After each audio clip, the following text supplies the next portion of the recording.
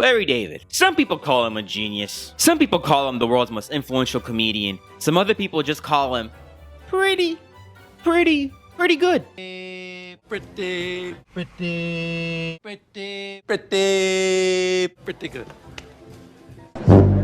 But you can't say that anybody denies him. Like, I have yet to meet somebody that has ever said, yeah, I think Larry David isn't funny. Have you ever met a Larry David hater? Because I haven't. The dude who coined the term pretty good is renowned for being the world's most influential comedian. And it's not because he kills it on a stand-up stage. He kills it at telling stories that are situationally really awkward. There's this weird thing about being a comedian where people think that just because you don't do stand-up, you can't be considered a comedian, even though being a comedian is like just an umbrella term. Doing stand-up is only one aspect of being able to do comedy. It's not the whole thing. You know, Seinfeld is regarded as one of the best sitcoms to have ever existed. And there's a reason for that.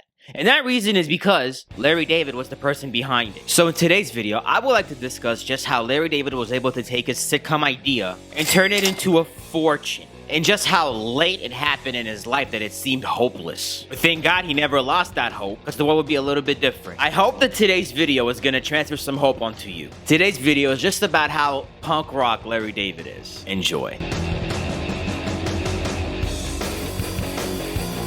In 1947, a man was born in Brooklyn, a place where people wake up bright and early to shoot dice at the wall. The world would never be the same because a legend was just born. This legend was Larry David, a Jewish New Yorker who at the time had no clue but would be a super influential figure in comedy or just in art in general. If you're from New York or ever lived there, then you would know that the people are not to mess around with. People just don't got time for politeness. Everybody only has time for realness. They got places to be, man. Larry seemed to have took that New York mantra and turned it into his whole career. The man has no filter. And like I tell everybody that I ever come in contact with, being unhinged is a gift and a curse. You know, just because the thing that you say out loud might be true, doesn't mean it's not hurtful. And once you say things out loud, they cannot be taken back. Which is why they invented manners. You don't know the person that you just come in contact with. You have no clue what their journey has been like. You don't know the semantics that they have.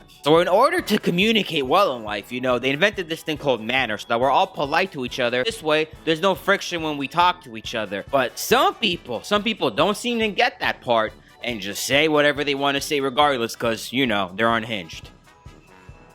And people get emotionally upset with them because, you know, not everybody's as emotionally as tough as you are. Maybe you grew up in New York as well, you know, but just because you had to learn how to walk to school and avoid eye contact with homeless people doesn't mean that everybody else did. So some people might be a lot softer than you are. But unfortunately, our boy Larry is just a little bit too New York for that. If he sees, feels, and it seems to be true, he's gonna say it out loud. Forget the piñata parties, okay?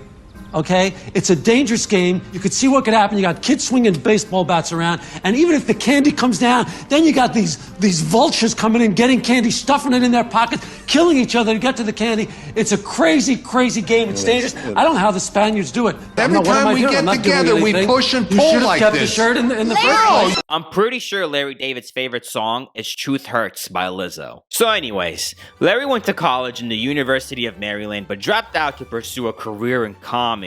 I'm positive his mother was so excited to hear the news. He said it was his friend's wife that encouraged him to go on stage and attempt to do stand-up, and when he did and made people laugh, he said he really enjoyed it. It gave him a rush like he never felt before. But unfortunately, just like every comedian during Larry David's era, they really had to prove themselves. Finding success in comedy in the 1970s must have been as easy as finding an orange tree in England. Nowadays, you just need some stage time, a really good camera guy, and to just be decent at stand-up comedy, and then to upload your work onto TikTok. But back in the day, it was a grind. Because believe it or not, in the 1970s, TikTok just wasn't around. It wasn't invented yet, so people really had to struggle. So he was bouncing from job to job and became a bra salesman, which can you imagine how many fights he got into on a daily there? He also was a limousine driver, just for him to be able to do stand-up comedy.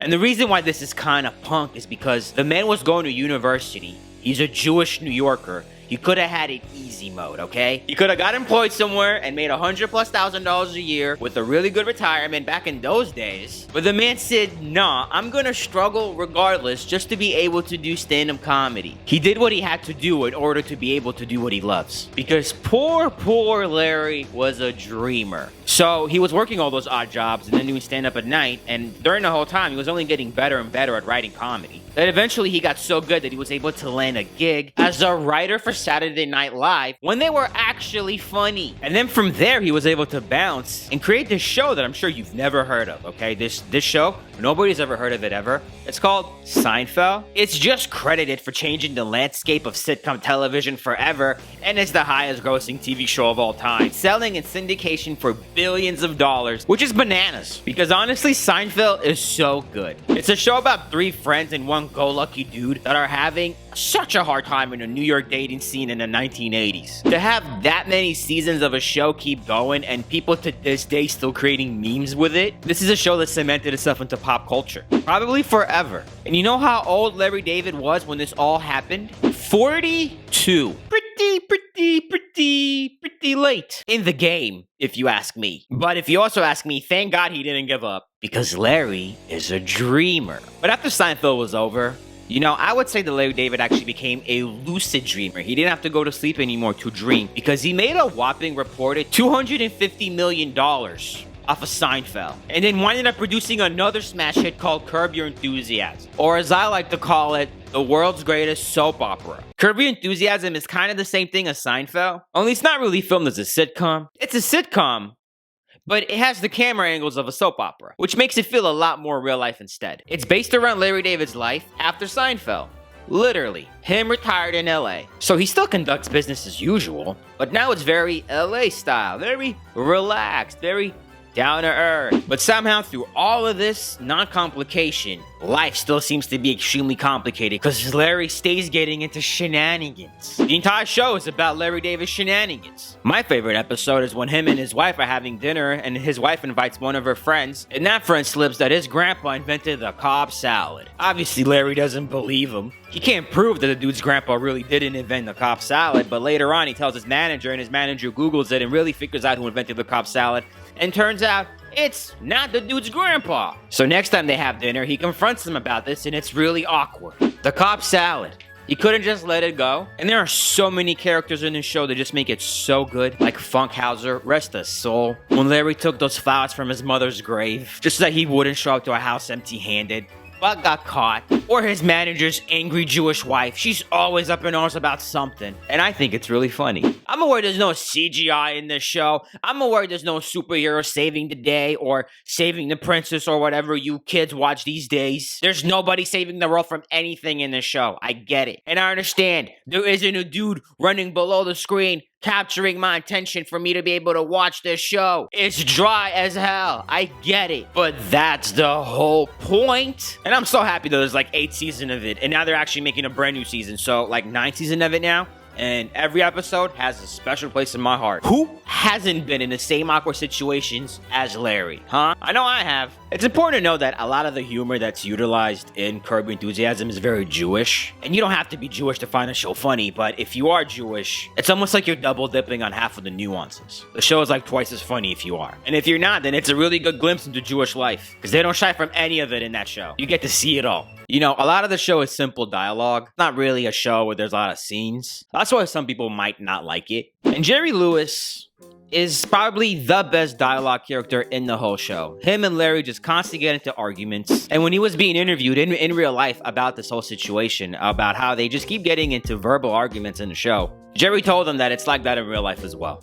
So besides the whole sitcom gig, Larry also produces really good comedy films, and one of those movies is called Clear History. A movie about a young guy who gets a restriction at his marketing position at a car company, so he quits. And obviously hilarious mischief happens. And you gotta actually watch the movie. I'm not gonna spoil it for you, but yeah, it's pretty good. So so now that you know a little bit more about Larry David's life and all of his accomplishments, how does it feel to know that the man's life didn't really get rolling till he was 40? Not 30, not 31, not 32, not 34, not 35, not 36, not 37, not 38, not 39, not even 40, not even 41.